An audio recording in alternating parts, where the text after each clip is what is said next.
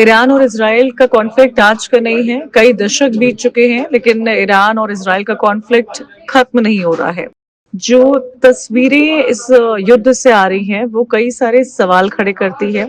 शुरुआत संडे के एक्शन जो अमेरिका की तरफ से किया गया है, मैं उस पर आपका ओपिनियन जानना चाहती हूँ।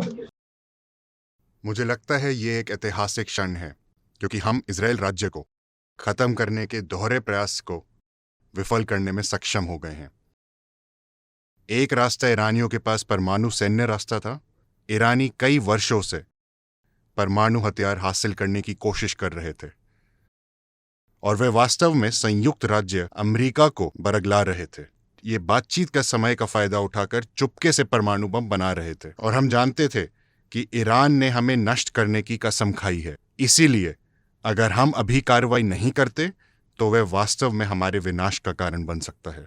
और इसीलिए हमने कार्रवाई की और हमें वास्तव में संयुक्त राज्य अमेरिका की सहायता मिली और इससे इजराइल के लोगों को बहुत प्रोत्साहन मिला, क्योंकि स्पष्ट रूप से हमने सीखा कि हम अकेले नहीं हैं।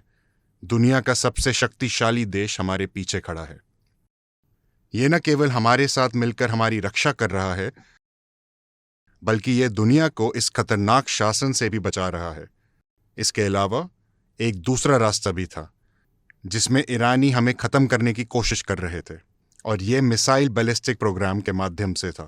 एक विशाल विरोधी कार्यक्रम जो प्रति महीना 300 बैलिस्टिक मिसाइल का उत्पादन कर रहा था। ये 3 साल के भीतर 20,000 बैलिस्टिक मिसाइल जमा करने की योजना बना रहे थे।